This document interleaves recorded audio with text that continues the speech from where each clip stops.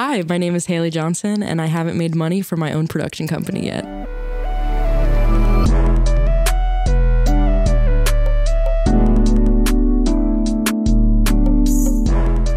So should we start with that icebreaker that we were talking about?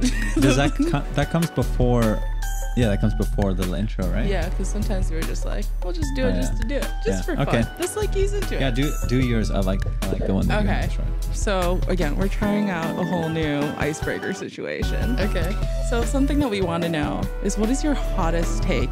Maybe about your job. Maybe Industry take. Industry take. Maybe about your job in particular, or just like a movie you've seen. Anything related to the entertainment. What is like the hottest take that you think that you have? Strong opinion. And we'll all do one. Do you have one as an example? Oh. Oh shit. Not break so that easy, ice. huh? Not so easy. Do you have one? I had one when we came up with this last time. Let me think. This is your time to think on it. I think the call sheet is never on time. It's never like the start time. I mean, you got to be there at 8 a.m. if it says 8 a.m., but it's realistically starting at like 10. I don't know. I've just always had really bad experiences. So you're trying to say the call sheet is not useful? It's legally supposed to be 24 hours ahead of time, right? Oh yeah, exactly. Never 24. 12. Okay. Well, still, it's hardly ever 12. So I used to get like 1 a.m. like at a 8 a.m. call. Okay. I guess I gotta go to bed now. I just thought of one. As somebody that works in the art department, I think Grip and Electric is overpaid. Oh, God. Whoa. Wow. What makes you say that? I was recently on set, and my RPA was like really stressed about asking one of the electricians for a stinger, and I was like, "Don't worry about it. I bet you $100 they'll be stoked to do anything right now. They're doing nothing, and they're going to be so excited." And she came back like a bright smile on her face. He was so happy that he had a task, and I was like, because she was like thought that he would be mad, like, "Oh, I don't want to get in the way of somebody's work." It's like they're never doing anything. The guys had a TV built into their cart, and they were drinking beers on set. And they're making beers on set, watching TV. In the morning, at the beginning of the scene, they have a little work. At the end of the scene, a little work. If it's like a 5-hour scene, which usually it's like a longer thing, they're not doing anything in that time. Art department, on the other hand, you're busting your ass almost 24/7 because it takes a lot longer to set up and break down. So you're running the whole day, and you're getting paid like $250 less than those guys. It's a fair point. I feel like the pay comes from like liability. Like they're more likely to injure themselves on set than maybe art department. Are they? I don't know. That's my hot take. That's a good one. So you just hate Grips and Electric as well? I love them. I think they're hilarious. They're always really relaxed because they're never doing anything, so they're not stressful people. So they're chill, you know. Now we're backtracking a little bit. Hot take, yeah. That's a real hot take. Stand by your hot take then. It's supposed to be hot. It's supposed to be hot. I think the Oscars are overrated. I think that like the true, feel like the true appreciation for whatever cinematic achievement, or even like, I guess like the Emmys too, it's just like award shows in general, I think are just bogus. I think it's all just like who pays the most money for like their actor, like what team pays the most money or studio pays the most money to put behind the film, or actors and actresses, not so much to actually award for performance. Yes, obviously there are good performances that have been awarded, but I do think at the core of it, it is a money grabbing thing. It's all capitalism. That's my hot take. Yeah, when we had our Oscar winner on the show, Julia, we kind of learned how it's like the behind the scenes, and it's terrible. Yeah. It's very much money grabbing. I feel like, back. I just feel like it matters how much PR you get. I feel like after working in representation and seeing how like the whole process of even being nominated and how important it is you just for like pay to be nominated. Yeah, and just like certain press that you're getting and like articles that you're getting like attached to or like interviewed for is just all about like what team that you have. But of course you need to like get through those barriers to get to that team to like support you. And it's like the same group of people that are always getting this same interview, same exposure.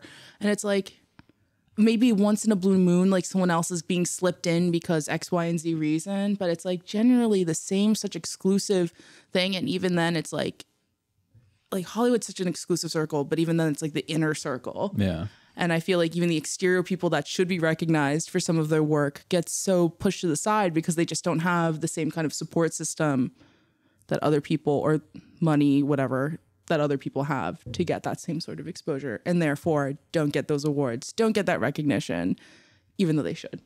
I feel like the category foreign film is kind of like proof of that, because it's like, why can't that just, like, what? Yeah, 100%. Like the people that are not in the circle have their own Oscar for their best movie, and then here's us. Right. Nobody can take this from us. Well, now it's starting to bleed over where like some of the visual effects are getting like foreign films are being nominated for different aspects, and it's like, oh, okay, so they're they're in not now, even allowed to. It just feels like no rules. It's just the Wild West. They're like, whatever, anyone gets an award, I guess. Best foreign also no special awards. effects.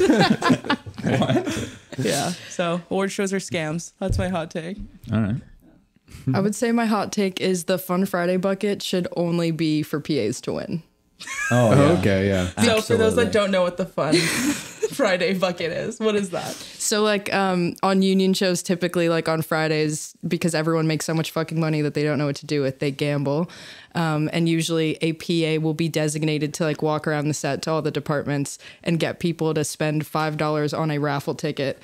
And at the end of the shoot, usually like an actor or whatever will like pull a ticket from the Fun Friday bucket, and whoever's name is pulled gets the entire pot of stuff. And when I was working on The Gray Man, I did the second unit, action unit, and we did not participate in Fun Friday the entire run of show.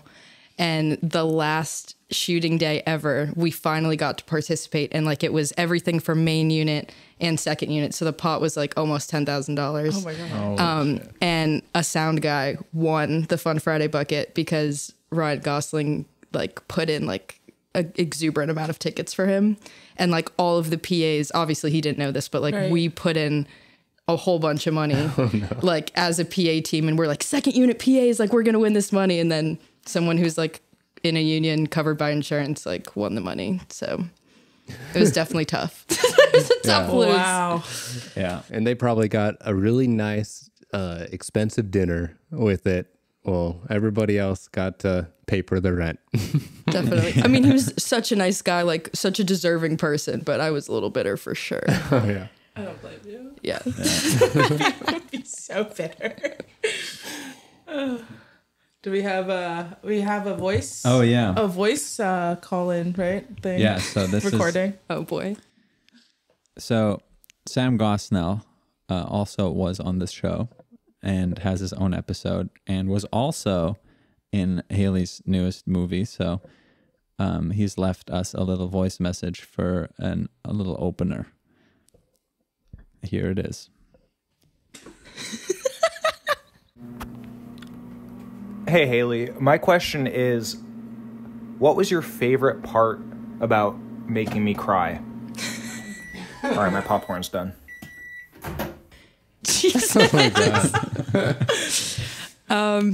Well, that's an interesting question because I guess people have different opinions on like what it means to cry. For me, I see crying as like a release, and as a director to like help bring an actor to a place where they feel like they can cry is a gift of like helping them release whatever they need to release. A big thing that I talked about with Sam on set is I was like, you don't have to cry. Like, I only want you to cry if you feel the need to. Because there's nothing worse than like fake tears. Like, we've all seen people fake cry, and it's disgusting and it's cringy and it like doesn't feel real. And sometimes like you can't cry in situations, but I think for this film, like with the subject matter and everything, like, and because so much of the film he spent like holding in his emotions and not giving himself permission to feel, I think that was a really nice moment of catharsis of like, I get to feel this right now. So yeah, that was my favorite part, Sam. Nice. Wow, our little like indie not cinematic cute. I know. We're bringing them all Been together. trying to make it happen. Well, Tomer was my DP Yeah. also. Yeah. And then that same week that I directed the short, I directed a sketch for this comedy show that I had been working on for a couple months. And Addie was the star of that. Oh my god! Oh my Right. Yeah. god. So Tomer has a question for you. Addie actually too. did. And Addie was completely random. Like Sam brought, well, I introduced you to Sam. Sam brought in Tomer, but Addie was completely random too. We met her at Zebulon. Okay, yeah, that's what I thought. Yeah, and like there was no direct connection. It was truly just a small little universe thing moment. Yeah. Yeah, she's super talented. She actually wrote the sketch that I was able to direct, which was awesome. We didn't get to have a lot of guest writers on the show, and not a lot of female writers either. So it was really awesome to like have her write a sketch and then star in it, because like working with an actor who also wrote the material that was being performed was such a unique experience, because she essentially got to be like the other director in the space. And it was really nice to have that collaboration, because she was not only seeing things through the lens of her character, but like she understood the sketch from like an overall standpoint because she had written it. So I thought that was really cool. That is cool. That is awesome. Intro? Huh? Shall we Yes. get into it? Or do we do that at the end? No, we're going straight into it. Oh, we're going straight into it. Is that not how we do it? Clearly, when I said super casual, Is that not how we're doing it? Wait, let me see what the paper says. Yeah, where's the paper? We don't have a paper on that actually. we don't have a paper on write that. down. We've also done so many episodes. You it's don't been- think we? This is our first episode of the new thing, That's so true. we completely forgot like all of our We're getting normal, nervous. steps. But yeah, we do. That's right. We do the intro at the beginning, and Which- Hayden does that part. We are We are Indie Not Indie Films. Non-Films. And this is Haven't Made It Yet. I'm Hayden Garrett. I'm Yannick. What's your last name? That's enough. Okay. Look it up. Okay, Beyonce. Okay. I'm Sam Hong. I'm Haley Johnson. And Haley is our guest today. She is a director, writer, Dancer. Line producer, dancer. We got a first lineup. AD, Yeah, jack of all first AD. trades. Yeah. Yeah, and Shall we just dive into where Let's your dive career into is? it. Oh, yeah, So, okay. Originally from Florida, you went to school for dance in Los Angeles. I did. So what made you pivot from dance to film? Well, so I had started dancing when I was 4 years old, and I was like very heavy in like the competition circuit and convention circuit. And my mom always said I had tunnel vision. Like if there was something I wanted to do, that was the only thing I was doing. So for me, it was all about dance. Like my social life didn't matter. Other things didn't matter. It was all about dance. And then I moved out to LA to pursue that professionally. And then when I got here and I started to like get a taste of what that industry looked like and started auditioning and doing stuff, I realized that so much of it was about how I looked and how I dressed. And I mean, I look really good right now, but I hate dressing up for things. Like that's like a weird mental thing that I have. I'm like, me as a person should always be enough and my talent should speak for itself. It shouldn't matter what the package looks like. And I was getting really frustrated being out here. And I kind of just needed like a palate cleanser. So my school had like a Facebook page where it would just go out to like the entire student body, and someone was like, hey, I really need a PA on set this weekend, like no film experience needed, but like if you're a mom friend, this is for you. And I was like, oh my God, it's my calling. Like I am that bitch who takes care of all my friends. And so I went on set, and I remember like seeing them collect sound and do like just moving all the elements in a way that I didn't realize happened, because like I was a dancer and like I had grown up obviously watching a ton of films and television, but like being behind the curtain and like seeing what it took to make that, I was like, wait a minute, like this is so much cooler. And like as a dancer, I was really passionate about doing contemporary because that was a style that like allowed me to tell stories and have like a more emotive performance. And I would get really frustrated that people wouldn't understand my story. Cause like I would go into like a performance, like having a backstory and like doing all this character work, which I didn't realize was character work at the time. And then I would get pissed off that like people didn't understand I was like, you know, crying about A, B, and C. It was too abstract in a sense. And then when I saw filmmaking, I was like, oh, I can force you to like understand what I'm trying to say. And so I ended up PAing my first semester of college on more student films than any active film student at the time. Oh, wow. So like my second semester started and I was in my injury prevention class, and you had to like go in front of the class and like say 3 obtainable goals that you wanted to achieve by the end of the semester. And everyone got up there and was like, I want to work with this choreographer, so I'm going to take this person's class, or I want to get signed with this agency, so I'm going to go to these auditions. And I stood up there and I was like, I want to understand how lighting affects mood. I want to understand the difference between like on-set sound and Foley, and like just all film related shit. And my professor looks at me and she was like, Haley, these are all like really incredible goals, but you're a dance major. And I was like, oh, I should probably change that. And so I looked at her like in front of my presentation and was like, do you mind if I leave? And she's like, where are you going to go? And I was like, I'd like to go visit the head of the film department and see what it takes to change my major. And she was like, right now? And I was like, well, we both just determined that I'm in the wrong room, so I'd like to go get in the right one. Wow. And she was like, okay. And so I left, went straight to his office, and I like walked in. I was like, hi, my name's Haley Johnson. And he was like, oh, you're the dancer who's been on all like my productions that like last semester. I was like, yeah. And he was like, so are you ready to switch your major? Like, is this what the conversation is? And I was like, yeah. So because of like how the class schedule was set up, I couldn't actually transition my major until my sophomore year. So I just dropped a whole bunch of my classes. So I was only taking the bare minimum to keep my scholarships. And then I just audited film classes. So I like took a bunch of classes that semester that I ended up having to retake the following year to actually get credit for. But it was nice because I had no film experience. Like I was just stepping into this world brand new, and I'm someone who really likes to learn things from the ground up. So I was like, even though I can't get credit for learning, like at least this will give me the tools to show up to like these freshman film classes the following year and feel like I at least belong in the space, or I have some sort of knowledge to like have dialogue with people in the space.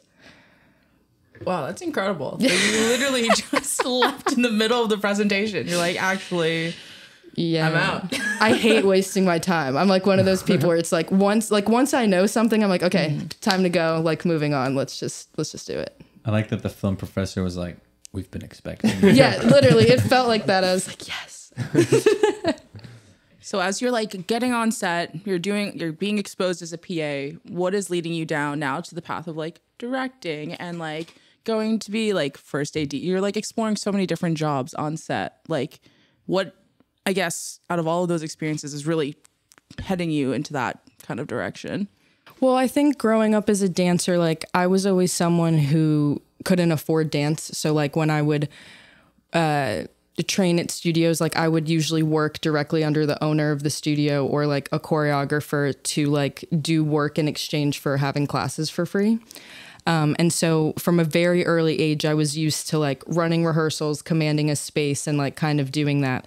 And because I'm such an opinionated person, I always was like looking to find the story in a piece and stuff like that. And when I started doing film, production is like the best thing to get into when you don't know anything, because it's that kind of like catch-all position that allows you to like learn everything in the space. And I'm a very organized person, so production was like the easy thing for me to like fall into.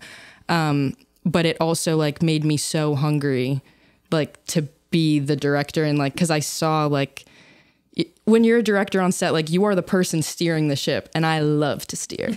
And so I think just like being in production and always being like next to the director like really made me hungry to like want to be that person in the space. But when I had switched my major, in that same conversation I was having with the head of the film department, shout out to Elric Kane, love you forever. He actually was like, because you're so good at production, I want to set you up with a mentor. So he set me up with a junior filmmaker at the time, Josh Ogner. And he was like, this kid is like extremely talented. He knows what he's doing. Like if you're passionate about like learning how to do things the right way, like Josh is currently union PAing like while he's in school, I need to connect you with him. So we did. Josh put me on all his films for the rest of my film career, got me my first film jobs on like the Goldbergs. He's the one who connected me on 911. And like, so that's kind of, I guess, how that happened. Wow, networking is everything. Everything. And mentorship. Like, I think there's something so important about admitting that you don't know things, and then also like being in a place to be like, I don't know things, but I want to learn and I'm hungry to learn. How can I help you? And then people are more likely to like educate and propel you where you want to go. Totally. I definitely think that, like, especially in an industry like this, it's easy to think of like competition over collaboration in a lot of ways. And I just feel like similar to you, I feel like every single job that I've gotten is because, well, at least starting in LA, definitely luck, just like meeting the right people. But from there, it's just really catapulting me just from the relationships that I've made, and like someone else being willing to offer a hand, and then me taking that, running with it, and then doing the same for other people. So I get that totally. That's how I got into 911. It was just meeting Nico and Christian from a different job prior, like the first job out of college, and then that's how I got to 911.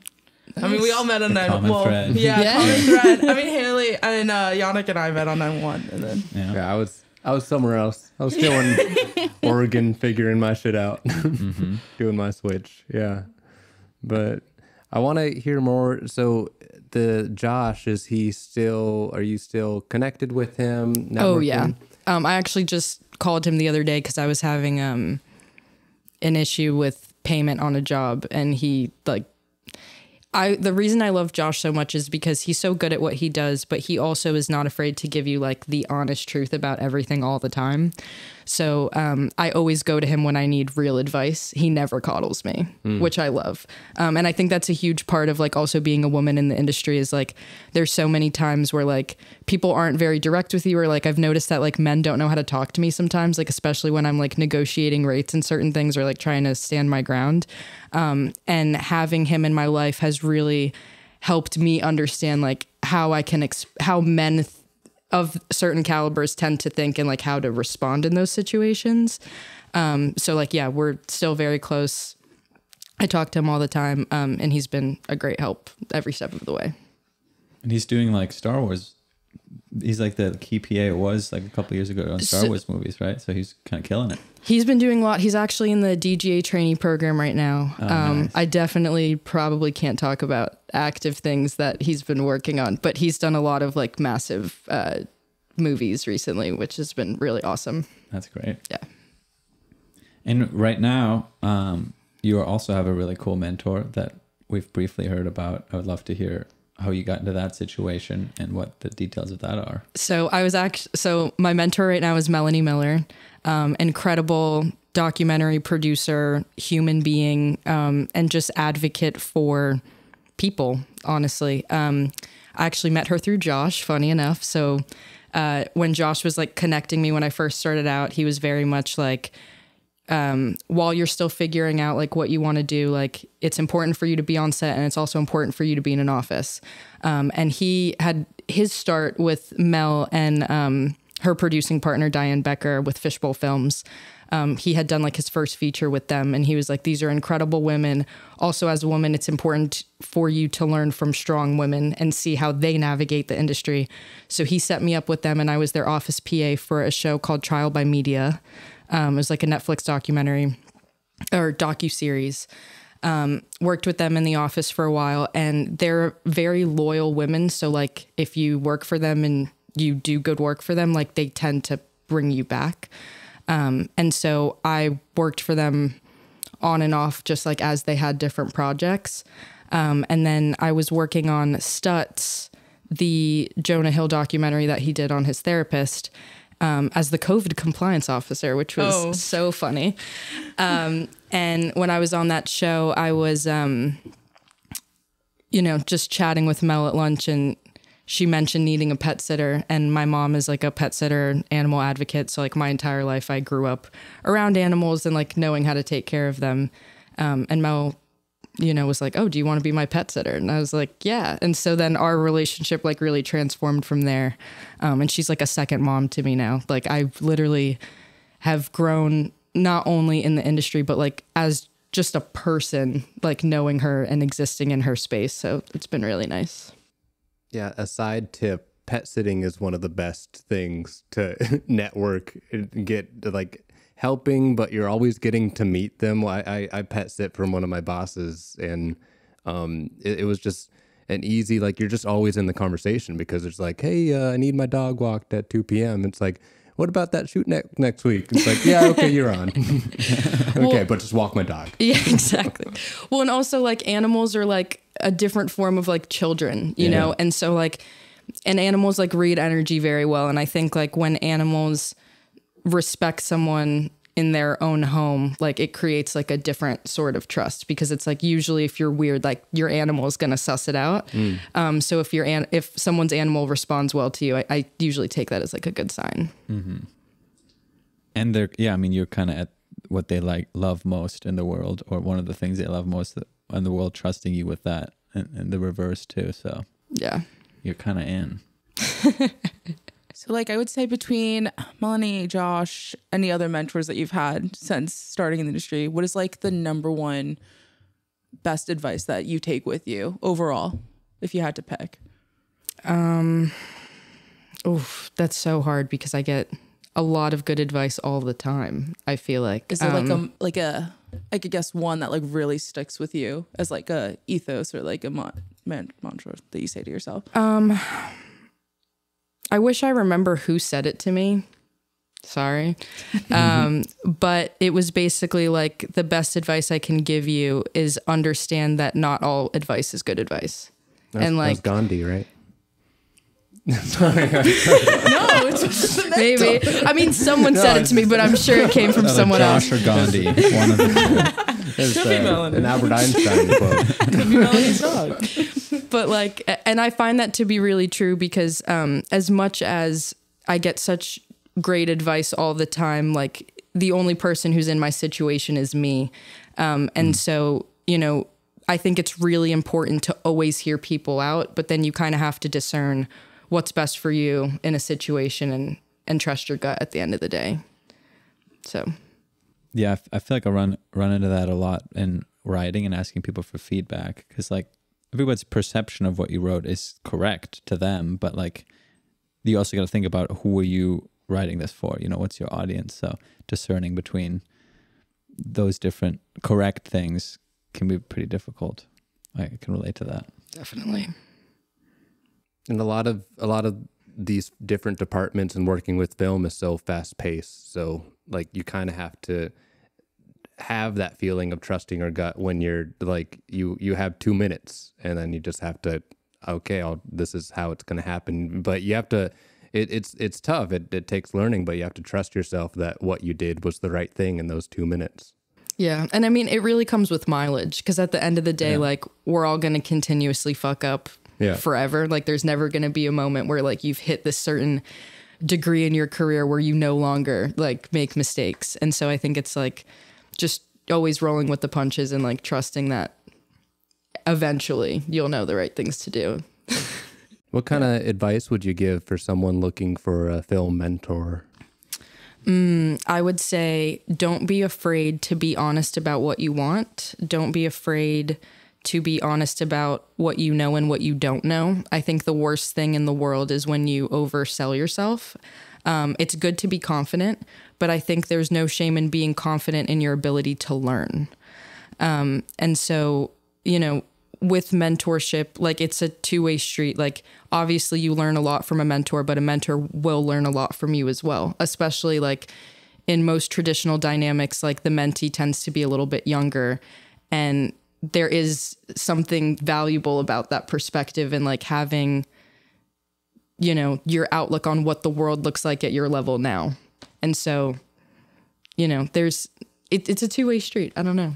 I guess I never think about that. Although I feel like there's a lot of times in this industry that you have to realize like how useful both sides of the coin are in a way. And I think just always, as we're still coming up into this industry, it's hard to always see that other side, because I feel like I'm like, what can I provide here in this situation where I need so much? Like you're already so established. Like I just feel like I'm taking and taking. Like how can I provide? But you're so right that it's just like it is about perspective. Like them at that place, like I guess for example being a PA or like or if you're in a room and you're trying to sell a series or something like that, like you need the younger perspective. Like the things that you used to go through are not the same anymore. And I feel like even then, like when we first started being in production, I feel like the attitude and the communication has since changed even from then. And I find myself like surprised all the time. Yeah. I think it's like goes into like just into like going with your gut and knowing what your worth is. And I think like we all forget that sometimes, all the time, at least for me. Yeah. And gratitude really goes a long way. Like I think people forget the value of just like thanking someone for help. Because especially like people like Mel just won an Oscar like this past year for Navalny. And like even with all her success and stuff, like it's not like many people thank people all the time for like the incredible hard work that they're doing at that level. And so like just being kind and saying thank you like can really do a lot of things. Honestly, even just like at the basic level, like I feel like people getting jobs, like interviewing, it's like thank everybody. Literally the person, the receptionist that you walked in and spoke to. I feel like that speaks volumes, because I know definitely in the past people have like asked those people like, did they say anything to you? Like, no? All right, we're going to move on. Like I know other people at jobs that I've had, like the one candidate got the job because they said thank you and everyone else didn't.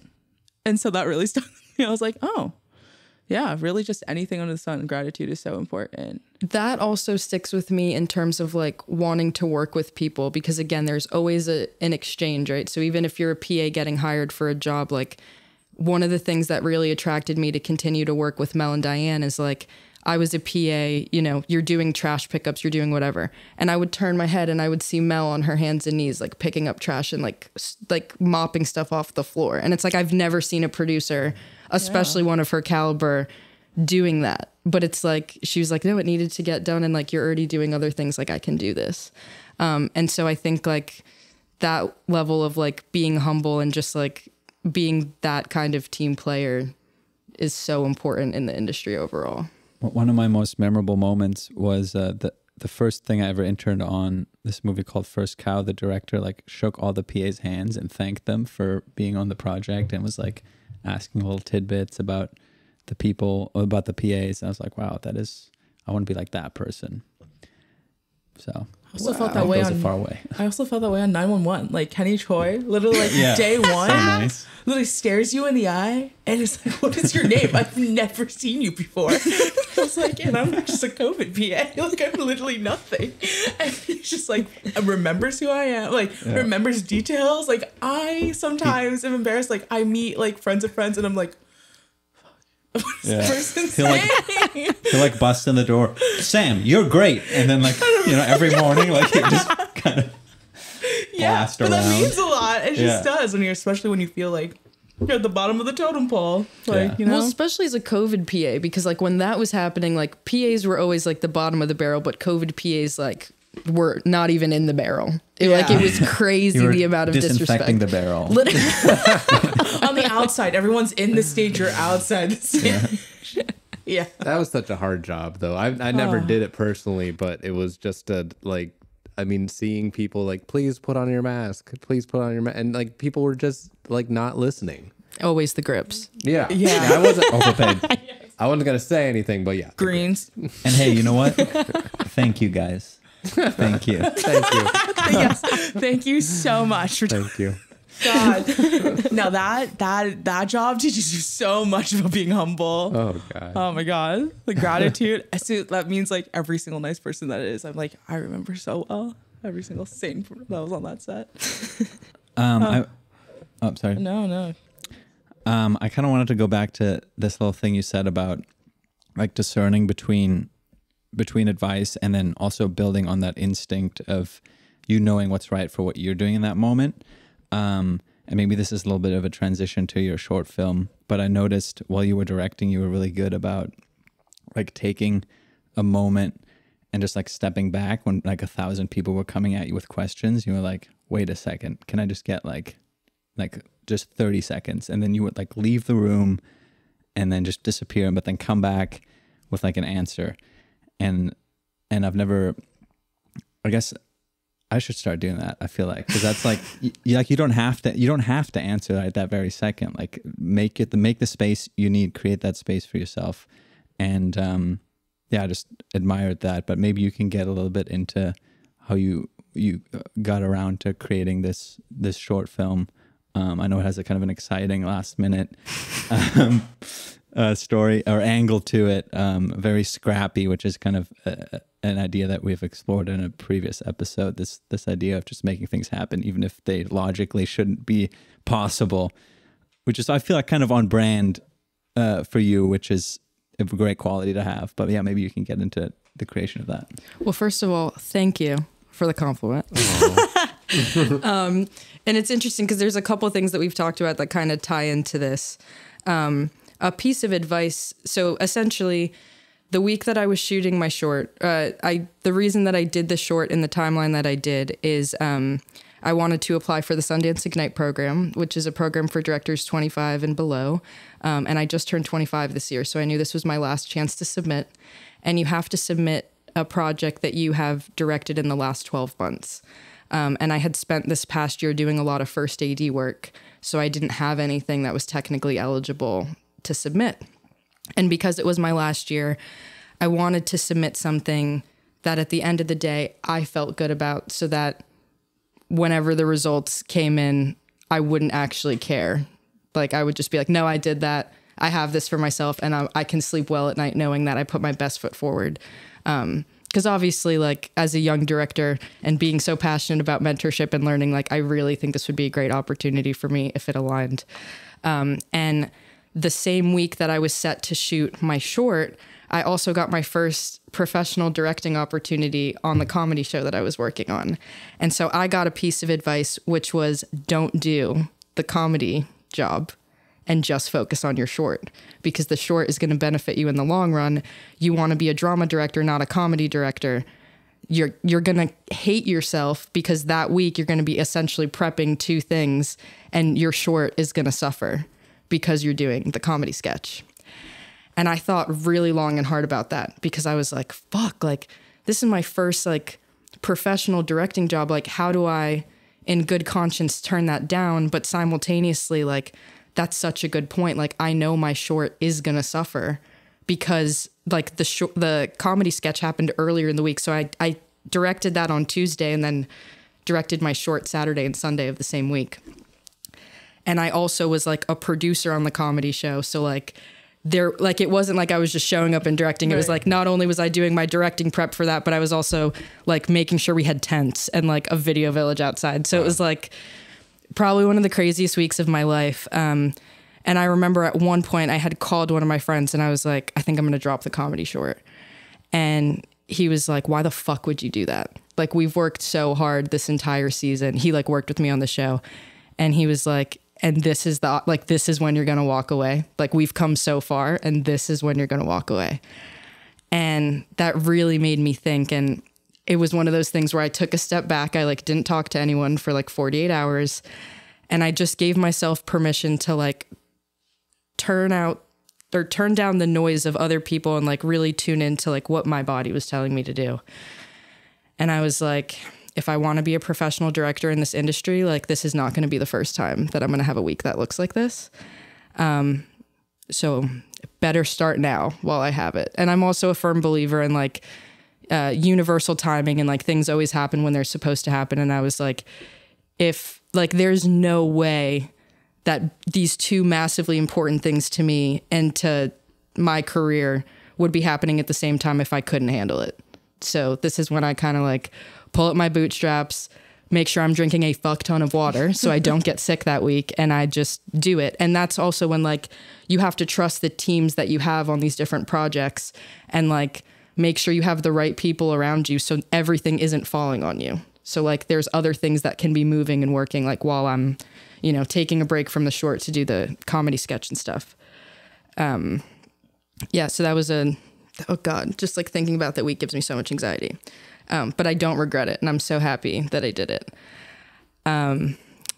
What else am I supposed to talk about? Like, the creation of the short? Yeah, let's go into the short a little bit more. Well, first of all, what's the title of the short? You want to give us a little log line, a little tee up about what it's about? Ooh, God, I wish I remembered word for word the really beautiful log line that Dylan had wrote. But the short is called Don't Say the Party's Over. And it follows our protagonist Alex as he deals with. Don't want to spoil it, huh? Yeah, I don't want to spoil. That's like the hard part about this short is it's like, basically Alex is dealing with some really tough news while being at a massive surprise party for his brother. And as I was figuring out, so I had this deadline of like, oh, I have to submit something for the Sundance Ignite program. And I have written every single thing I've ever directed, and everything that I've ever made is very personal and like based on my life in some capacity. And I had stories that I wanted to tell, but none of them felt right at that time. And I was like, fuck, like, I don't know what I'm going to do. Like, maybe I'll just do some like dance thing or whatever. And I was actually on set for the comedy show, and I had made really good friends with the boom operator, actually. Well, he would hate that I called him a boom operator. He was the sound guy, but every time I see him, I just like imagine him with the boom. But he also mixed. And he came up to me one day, like at rap, and he was like, "Hey, aren't you a director?" And I was like, "Yeah." And he's like, what kind of director? I'm like, "I'm a drama queen. Like, I want the drama all the time." And he's like, "Okay, like I wrote a project that I really want to make." And I knew that he had written a lot of comedy. And he was like, "I usually direct everything that I write, but I actually wrote a drama for the first time, and I don't think I should be the person to direct this. It's like really close to me, and I think I need someone with some separation to take it over. Would you consider reading it?" And I was like, "Yeah, send it to me right now." So I literally like drove home from set. He had sent me the script. I read it once, sobbed, and then immediately read it 2 times after. And I called him and I was like, "Dylan, you have to let me direct this. Like, you can't give this to anybody else." And he had told me that he was meeting with other potential directors because he was looking to find the right person. It was extremely personal to him. And like, there were certain things that he had set for himself, like that he needed the potential director to have certain opinions about the script. And that's how he would know that he like found the right director. I don't know how to like talk about this next part without like kind of spoiling what happens in it. Or I guess before we even get there, I'm just like curious because you have directed so many different kinds of projects, which we'll go into a little bit more later. But like, how do you, I guess, approach the directing process when it's something that you've written yourself versus something that like you've now taken from someone else's writing and now you're trying to apply that vision? Because I feel like when you're writing for yourself, that just naturally occurs to you. It's like you're envisioning all these things. So it's like, I feel like that's such a more streamlined process, but versus this is kind of like, that this is a personal story. How do you make sure that you hit that mark each time? Is the approach to it different? So the approach didn't feel too different, but it felt like lighter in my body. Like, I've always been like a very big reader, like growing up, like I was in the 1st grade reading like Harry Potter books. And so I love reading material, and it's very easy for me to like see the world based on text.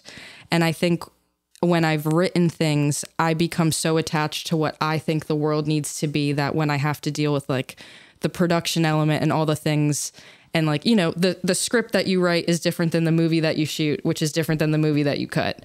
And so there's so much like killing of babies that happens every step of the way. So it makes the process like harder on the body and like the emotional body as well, versus I didn't write this, so it was easier for me to like discern what is the best for the story as a whole, as opposed to me having all these babies that I were super attached to that maybe necessarily didn't serve the story. So I actually really preferred the experience. And I think that now it has really opened me up to like wanting to meet more writers and wanting to read more scripts. I think I'll always continue to write projects for myself, but now I want to find more of a balance of like having both elements. Totally. I mean, that makes sense. Like, I feel like writing, you're so vulnerable about everything that it could be a comedy about literally like nothing. And I feel like still it's just like your thoughts, your words, your process. And it's just, killing babies is a great way of putting it in a way. Yeah. Like, this is kind of an aside, but like writing comedy feels almost like even more vulnerable, because if it's like a drama, like, this is sad to me, like nobody can judge that, like, this is sad to me. But a comedy is like, oh, I'm just not funny. You know, it's like it's a joke. You didn't are you laugh. laughing? Like, okay, you didn't think something was relatable or sad. So what? You know, sad to me. But it's like, anyway, I don't know. I'm always feel that way about comedies. It's a fair point. That is a fair point. I mean, for me, like, I don't know if I'll ever want to direct comedy again, because there's just, it's just like directing it is so different than like directing drama. And like, I'm so passionate about like understanding the human condition and like feelings on such like a broad scope. And like, you can't, it doesn't serve comedy to like go that deep into character all the time. Versus drama, like that's integral. So I really appreciate the drama process more for that, I guess. This is kind of my next question. Like knowing what you've worked on, the through line is kind of, it's all about very intense emotional things. And you do say you are the drama queen. So why would you say you're the drama queen? If maybe there's no answer, but. I think that I've always had a really, I don't know, growing up, like my moon is in Cancer, so I cry a lot. Oh no, please give us the big three. Capricorn Sun, Libra Okay. Rising, Cancer Moon. That makes so sense. Okay, keep going. Knowing you, that makes sense. Okay. They But always say it makes sense. Because it does. If you know, you know. Don't call them they. It's Sam. Sorry, cut that. But I don't know, like growing up, like how I handled emotions, like since I was a young kid, is I would always cry. If I was super happy, if I was super angry and mad, if I was super sad, like the answer would always be crying. And as I got older and you experience more of the world, when you cry, people see it as weakness. People see it as like, oh, you're like being a bitch or you're being dramatic, and it's not like well received. And that was really hard for me growing up because I'm like always 1 second away from crying. And so through my work, I've tried to like give myself permission to normalize it as a form of release. And like, I think it's a huge part of like transmuting energy and feelings. And like, you know, like every time I cry, I learn something, whether it's about like how I feel or maybe what someone else is experiencing. Like crying is so cathartic, and I wish that we normalized it a little bit more and accepted it a little bit more, as opposed to like being afraid to touch it. Oh, crying's the best. Like, I'm a Pisces sun. That totally makes sense. And if you knew me, it does. Or know me. Yeah, no, it's the best. It's like so underrated. I feel like like my barometer of like what I like watching, and what I regard as like my highest opinion is definitely things that I've cried at. Because it's like, if you really pushed me to like feel so deeply that I'm now so emotionally attached to what story you just told me, like that's such a powerful thing. And you're so right. People do see it as weakness and talk about it. It's like, you got to hide stuff, especially in like in a corporate setting. And this, like that part, it's like, you got to contain your emotions, or you seem weak, or you seem like you're just unhinged, or you're like going off the deep end. But no, it's just a powerful, powerful emotion, and people just don't understand it. Yeah, and I think so many people in regular life are conditioned to not give themselves permission to cry, so that, you know, I always hope that in my work, I can make people feel comfortable giving themselves permission to cry when they view it, if they feel called to. Yeah, I feel like for better or for worse, it just kind of means that you're present, you know? Like a set is stressful or somebody else is crying, you know? You're the most present in some ways, maybe. Very true. And that's why you made Sam cry. That's it. Sam is Alex in the short film. Well, a lot of people on this short have been a part of the Indie Knot universe, as we've come to know. Yannick has been a part of it. Previous guest Sam has been a part of it. Would you like Tomer. Yeah. Would you like to tell us how it came together? How did you get this? What is it called? The Avengers together to make this short of yours. How did Fan of the podcast. Yeah. Friends of the podcast. Yeah. So I'm someone who is extremely passionate about building teams, and I really like to build the right team for the right project. So, for example, like the first film that I ever made, 1234, which is like a dance film, was all about like women finding their voice and like learning how to stand up for yourself. And so I purposefully had like an all-female cast and crew. Like that was really important to me. With Don't Say the Party's Over, it was a film about men dealing with really hard emotions and like, you know, giving, I think, not that everything is about gender, but I think so much of society like is so gender specific, and men are conditioned very differently than women are growing up. And this is such a film where we get to watch men feel and deal with really hard emotions. And so I wanted to have a cast and crew of men who had essentially allowed me to believe in men again, and men who I knew were not afraid of their own emotions and like had helped me develop in such a way personally. And like I've been a part of their growth as well. So I hired pretty much everyone that I had like already known to some degree. And Sam and I were working on the comedy show that I was doing for like from August to January, and we had developed such a close bond on that show. And originally he told me that he wanted to do art. So I was like, oh yeah, you should be my production designer. Like, this is awesome. And like Sam already was such the vibe of the film. Like the way he dresses exactly how I wanted my characters to dress and stuff too. So I was like, oh yeah, you'd be a kick-ass production designer for this. And I had one of my best friends in the entire world, Grayson Shapiro, as my producer, as well as my first AD. And we were kind of rushing to build this team because we also had the sketch show that all of us were also working on simultaneously. And it kind of just became a game of like everyone throwing names at the wall, and just like, I felt like the right people just kept like sticking out to me. And so I would just take them and make a phone call. You made the cut. Well, so it's funny how Yannick was even involved in the short, because originally Sam was supposed to be my production designer, and him and I were actually doing returns for the sketch show on like Wednesday. And him and I are sitting at Dave's Hot Chicken, just like eating a frickin' chicken sandwich. And he was like, you know, I'm an actor too, right? And I was like, really? He's like, yeah, like I do some like good stuff. I was like, okay. And he like showed me this like drama short that he did. And I was like, oh, that's so interesting, because like when I imagined who the character of Alex was, like I always thought of, oh, someone that's like Sam. And then he kind of let me know that like instead of getting someone like Sam, I could just get Sam. So I had him send me a tape, and like the second he read the first line, I was like, it's him. And also like, again, with relationships being so important to me and knowing that Sam and I had such a good chemistry and dialogue, I was like, this is going to be such a great collaboration, because I know that we have the trust in each other to go to the places that this character needs to go emotionally. So I was like, okay, like if I cast you though, like I don't have a production designer now. And I looked at him and I was like, who else could do it? And he was like, well, you know, you could ask Yannick. And I was like, I know, but like, I haven't talked to him in a while. Like, do you think he would do it? It's unpaid. Like, obviously I would love Yannick. And he was like, just call him.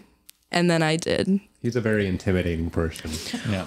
Well, I think like when you're asking someone to do work for free, there's like a different level there, because like you are someone that I respect so much and your work is extremely good. And I know that you were getting paid to do a lot of like art department work. And I just like, you know, it's always a hard ask. And like, usually if I'm going to ask someone for a favor, I always try and like make sure that I'm connecting them with someone else who can like get them a paying job, or like I try and make it worth it for people one way or another. And like, I just didn't know at that time how I could make it worth it for you. And that was a kind of like one of my holdups with like reaching out, but I was like, fuck it. Well, I also get it's kind of hard, especially like if I don't talk to somebody for a long time, and then the first time I call them, you know, I would be nervous too, but I got you anytime. Yeah, and you fucking killed it. It was fun. I had a good time. You killed it.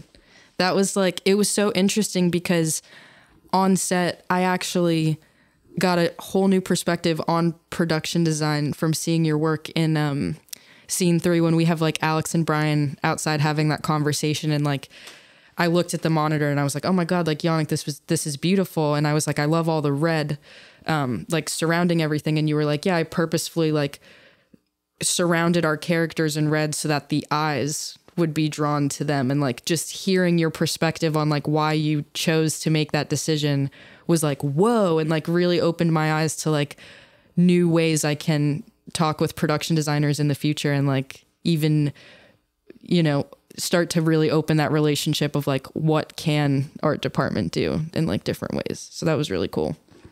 My mentor, who was also on this podcast, Chloe Risen, always talks about red in like a very almost mystical way, where she's like, run over to Goodwill and get a bunch of books. We need to fill something in the background, but don't get red.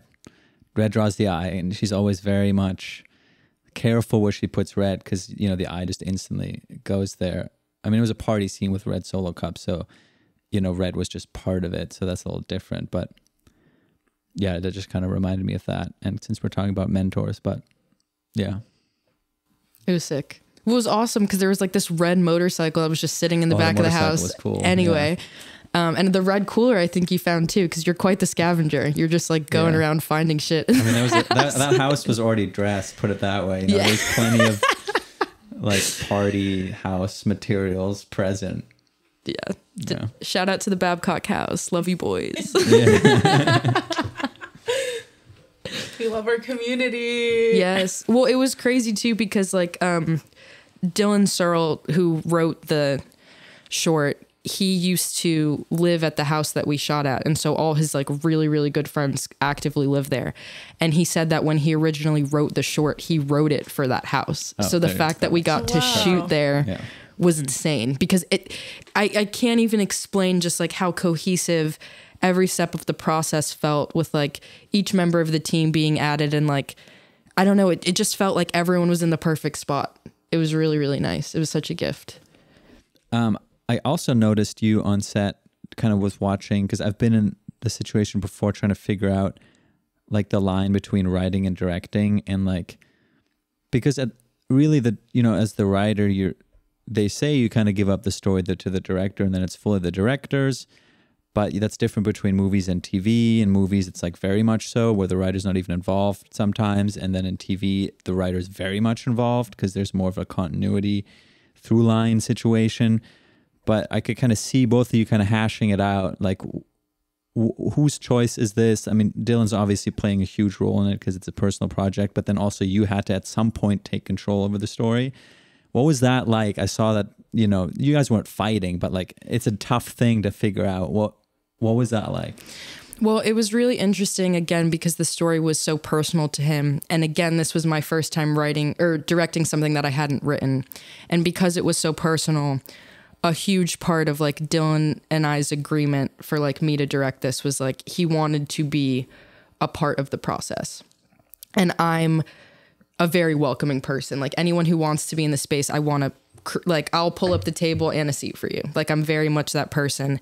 And we really had to like understand our dynamic like as we were doing it. So I don't know if you noticed, but like day one, our dynamic was extremely different than day two because we had like learned from the first day. So like essentially the first day of shooting, most of the work we were doing was like not as emotionally heavy and more like world building and like kind of just like setting the tone for the film overall.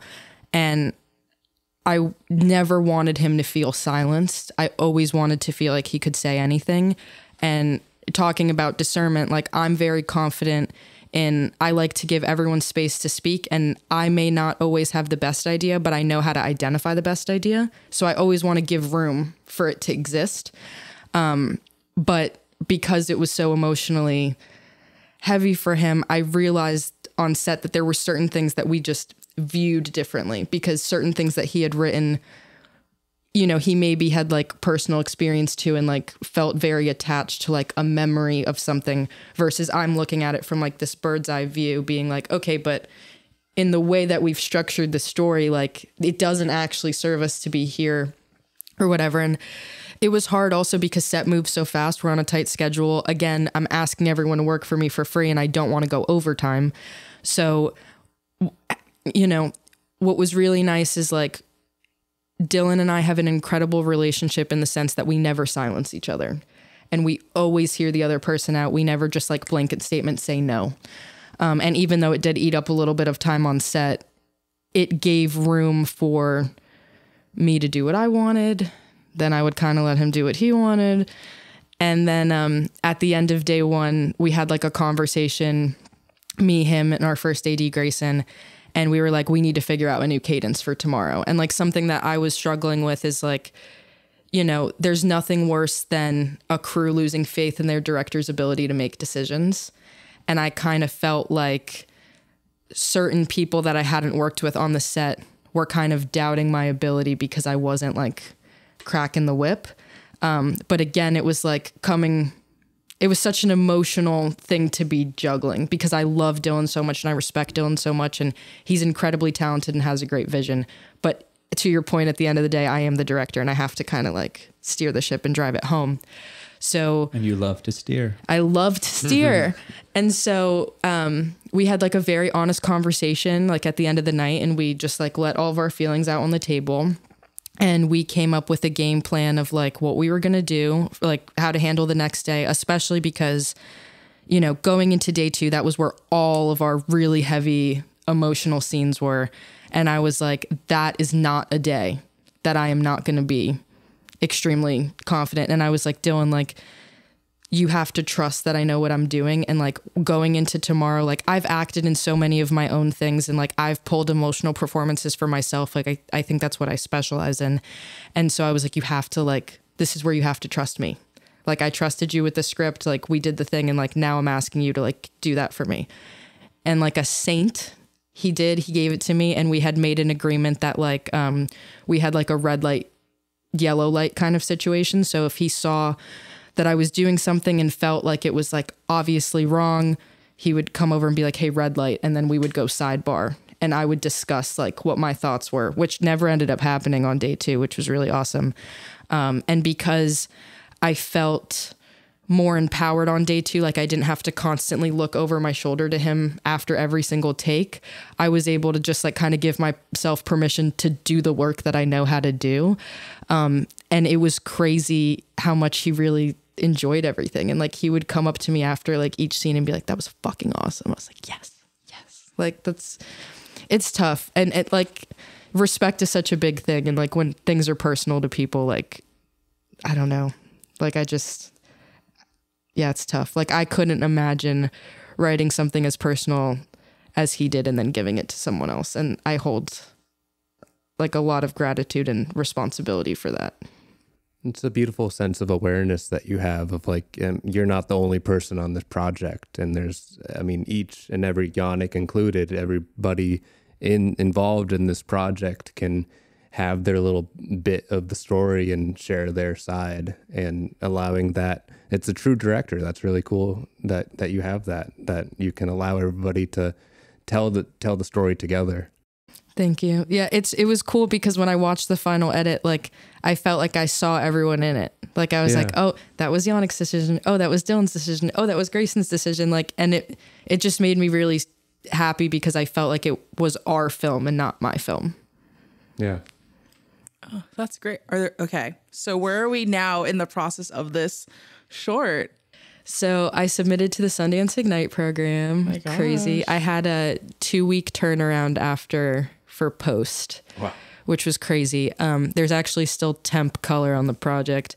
But I have a dear friend of mine who colors all of my work, Jake White, over at Company 3. And we're actually going to dive into color this week, which I'm so excited about. But now we're going to like go through the festival circuit. I submitted to Tribeca already, and we have like a list of other festivals that we're going through. And Mel has a lot of experience in festivals and like how to navigate that whole world, because I've never actually applied for a film festival. Like I've never submitted anything to a film festival before. So it's really nice having that mentorship there of like, hey, this is how you track like your deadline submissions, and hey, here's this worksheet that like will help you like monitor all the things that you need to do, and like these are the materials that you should be prepping. And so that's kind of where I'm at with it right now. Oh, that's so exciting. Well, all the best. That's incredible. Are you gonna, well, I guess now that you have this short under your belt, are you gonna do other like director incubator kind of programs too. I'm sure you could submit. This would cover, I feel like, a decent amount, just knowing a little bit about like that circuit. Yeah, I'm definitely like learning more about other opportunities that exist because I've spent so much time like working in physical production.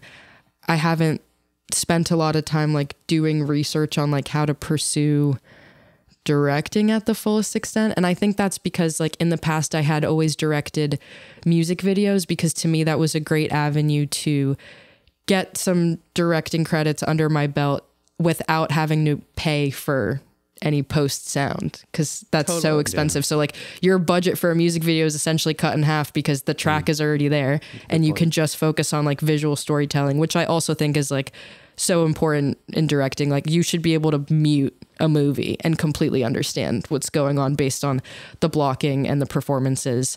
So now that I have like a short that I'm proud of under my belt, it's opening a lot of doors that I didn't even know existed. And I'm excited to continue to find what those other doors even are. Totally. I mean, okay, I just have to tell you. So it's like, I was looking through your like YouTube page with all your music videos on it. Don't hide.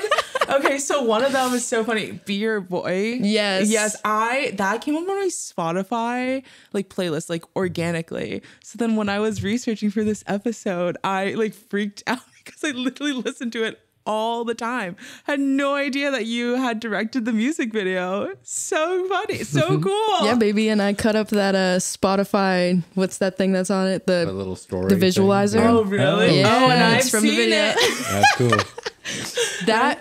That video was actually crazy because that was my first time directing a video for an artist, and I had gone through like a really horrible breakup like 3 years ago, and I had taken a solo road trip for a week to Salt Lake City, Utah. And while I was on there, I found that song. It came up on like my Discover Weekly on Spotify, and I never felt so seen from like a piece of music in my fucking life. And I remember like that year my Spotify Wrapped came out, and I posted like my top 5 artists because that was the year that I felt like I really heard music for the first time. Like I was like, I can with 100% certainty say that these artists like helped heal me as a fucking person. And so I wanted to shout them out on Instagram, even though I knew none of them would ever see it because they were way too big for me. But I wrote like this really nice thing where I was like essentially sharing that sentiment on my story. And Medium Build, Nick Carpenter, that artist, actually saw that post and immediately followed me on Instagram. And I was like, opportunity just knocked at my door. So I DM'd him and I was like, hey, Be Your Boy is easily like one of the best songs I've ever heard in my life. I would love to do a music video for you if you ever like had the space for that. And he was like, well, Be Your Boy needs a music video. And I was like, holy shit. And so I actually told in my own way that, yeah, like, cause it's a very personal story, but like in a, you know, you got to change things up to protect people's identities and things. Of course. But yeah, I got to like tell the story of what happened with me and my ex through that music video, which was a song that actually really helped me understand his perspective of the breakup. So it was like one of the most cathartic experiences of my entire life. That is so cool. Awesome. I literally wrote in my notes because I had to bring it up to you. That is, I mean, opportunities a knocking and you're going to answer it. Like, you followed me on Instagram, like, you're going to see my DM. You know what I mean? Like, it's going to pop up. Absolutely. You don't even need that approval. Not in the hidden messages. Exactly. Straight to the inbox. Now, was this the one where you went to the concert? So my solo road, okay. So 1234. More to the story. Yeah. That's all So I'm saying. 1234 was my senior thesis that I made, which was like the dance film that I made to this artist, Rip Momney. He has the song called If the Book Doesn't That's right, Sell. it was that guy, Rip. And I made my thesis film, which was like essentially a dance music video for that song. And I had titled it 1234, which are angel numbers for like, you're on the right path. And those numbers had meant a lot to me during the time of making that film.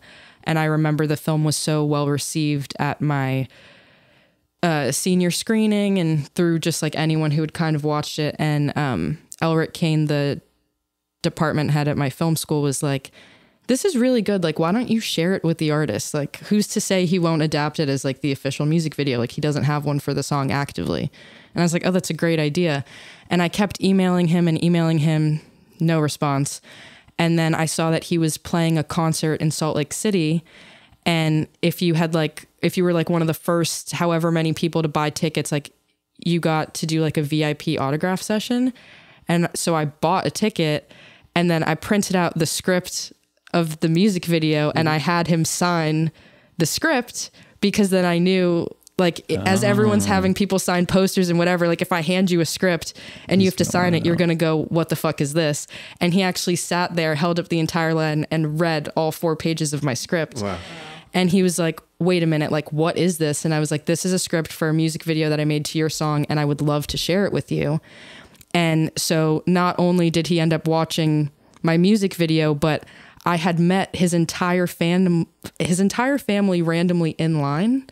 So like essentially as I'm like waiting to go up and speak with him, his little cousin like spills Diet Coke on herself. And I didn't know who she was. And I like looked and I picked up her can of Coke and I'm like, hey, are you okay? And like, she's like, now I have Coke all over my shirt. Like, this sucks. And I was like, hey, like, it doesn't matter. Like, you look amazing and you're going to meet Rip Momney. Like, this is going to be great. And she was like, you mean Jack? And I was like, Jack? She's like, yeah, Jack Rudder. That's my cousin. And I was like, what? And then her mom obviously sees her child talking to some random woman. She was like, hi, who are you? And I'm like, hi, I'm Haley. And like, then it became this thing where his mom came over and his aunt came over and his cousins came over. And like, it was a hometown show for him. So now I'm going up and handing this man a script with his entire family standing behind me, like videoing the experience, because they're now so attached to the story. And they love that, like, I drove from LA to Utah all by myself in a rented car because I've never owned a car in my life. And like after the signing, like they invited me to like spend the entire concert with them and I got to know them really well and it was super great. And Jack actually watched the video and sent me the kindest email I've ever received in my life. And he basically said that he has never felt so seen by another artist before, like through their work. And he felt like I really understood what the song was saying. And I was like, wow. And so of course I was like, I'd love to do a video with you, to which he never responded. And I never heard from him again.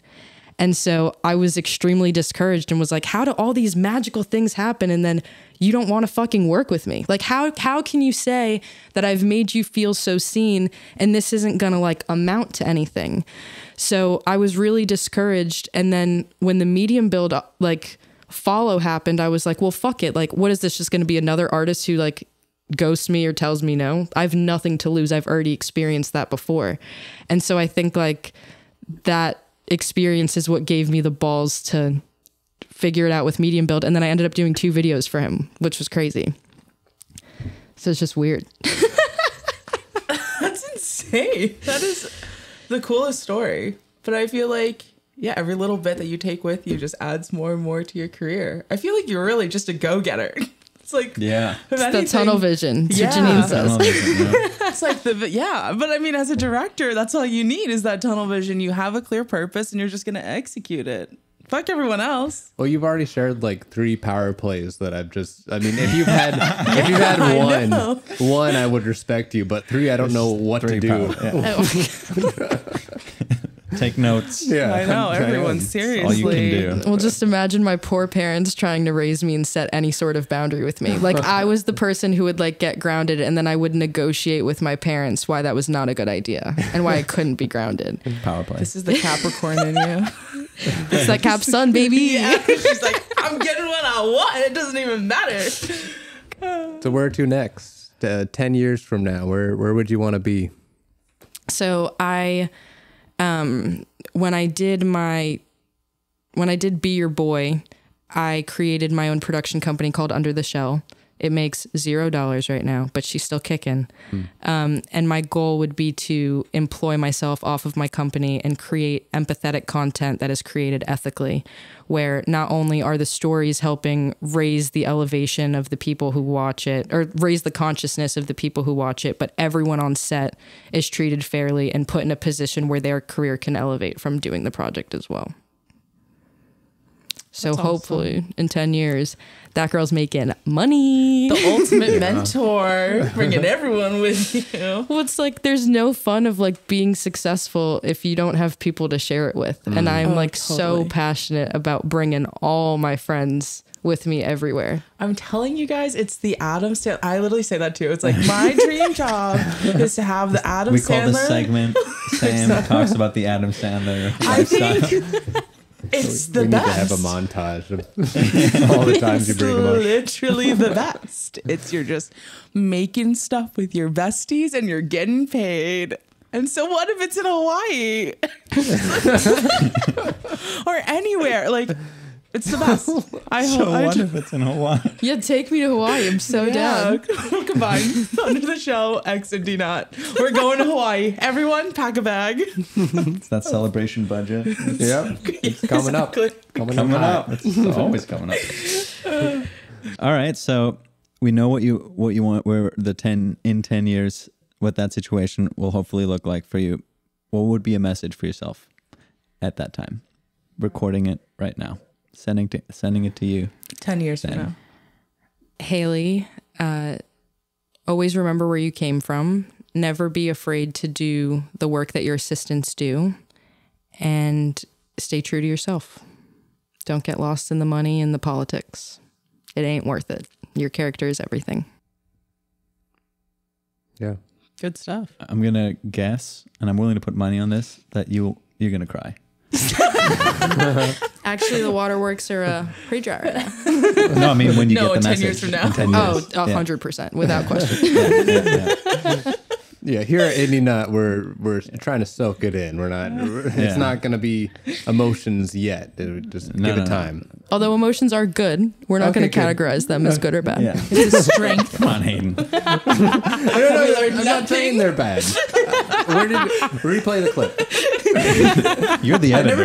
You are the editor. You can determine the narrative here. I'm cutting it. Wow. So right. going into outro, let's talk about emotions. When was the last time you cried? We go around everyone. I can start. Okay. I like that. I like that we have an opposite of the.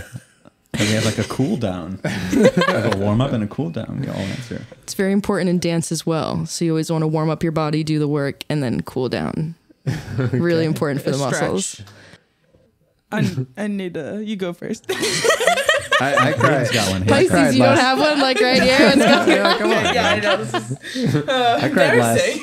last week. I think it was past lives. Yannick and I watched so good. past lives, and it was like, yep, I like can definitely feel like it connected straight with me of having those kind of connections that it's you always ask that what if, and you never know, and it's like, God, what if, but it's not gonna be, but it was a lot. I'm actually happy that you said that was when you cried, because I wasn't sure if you were crying, but I was crying, so I didn't have the strength to turn and check. I think In fear of outing himself for I didn't want to crying. out myself. I think yeah. Men don't cry. Men cry next to each other, Yeah, but not looking at but each not other. looking at each other. Yeah, I mean that scene where the guy that is not the fiance is like forgives him, or is like they make peace. I was like, is that the part that got you? It was the filmmaking. When they were silent for like 2 minutes before like he was going into the Uber, and it was just like that's like you don't have to say anything. Yeah, I mean I was still it was crying beautiful. at that point, but the start of it for me was just that little scene with it at the bar. But yeah, that scene was also really good. So good. I saw that at Sundance like last, and like the way that they structured just that screening in particular was so cruel, because everyone was sobbing, same parts that you just described, and immediately lights on. They're like, get out. Just fluorescence, just come on. I just remember like me sobbing, and then they were like, no credits, just like Celine song. Blah, blah, blah. Lights on. Everyone get out. Got to play the next one quick. Next, exactly. I was like, are you We got kidding 10 more me? of these. It's like I'm unwell. I'm shaking like a little chihuahua. And like they're literally get out. Okay, but the last time I cried, I remembered, was I went to go see Dreamgirls, the movie, like the Beyonce movie with Jennifer Hudson at the Academy Museum. They were doing a screening, and at the part where she like has her big moment, I kind of forgot about the movie. Like I saw it in theaters and watched it a few times, but like with that theater, you guys should go see a screening at if you can. Which one? The Academy Museum. Oh, okay. They have like the most gorgeous theater. The seats are so comfortable. The sound is incredible. Like just surrounds you, like really envelops you. And so when you have Jennifer Hudson, like you're seeing her pain. And I'm telling Like, you. yes, literally. Okay, yeah, that sounds cheesy. But when you see it on that big screen and that sound is just booming and you're just watching her get dumped on, and then you finally see it, you're like, wow, that was so good. Like her screaming at me. It was like so powerful. I like started to cry. Oh, I'm so down. It's like that's like, but like we were saying before, I love those moments. My favorite moments when experiencing any sort of content like theater and film and TV. I'm just like, I want you to yell at me, so I'm like in it. Like I'm so distraught that I'm like shaking Chihuahua level of like just like I don't know what And to they do with my shine the body. fluorescence. Yeah, it's like I like live for that. She I love angry? it so Is she much. sad? What's going on? Just like, I'm just like stunned by emotion. Yeah, so that's the last time I cried. Oh, this is actually kind of sweet. So I am in a relationship right now for the first time in a very long time. And I cried the other day when I left his house because I was like, wow, this is like the healthiest thing I've ever experienced in my life. And like everyone prepares you for like the emotional hardship that comes with breakups, but no one prepares you for the emotional hardship that comes with accepting love again. Yeah. And understanding that like it's tough because it's like you have this beautiful thing and then as soon as you realize you have something, you realize that it can be lost.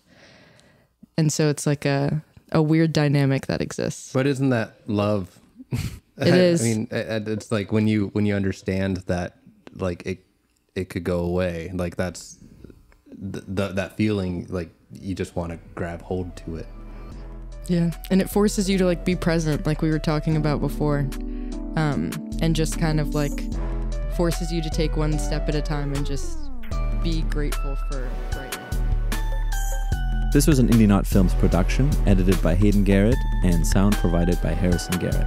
If there's a subject you'd like us to dive into in a future episode, or if you have any other feedback, email us, indienotfilms@gmail.com.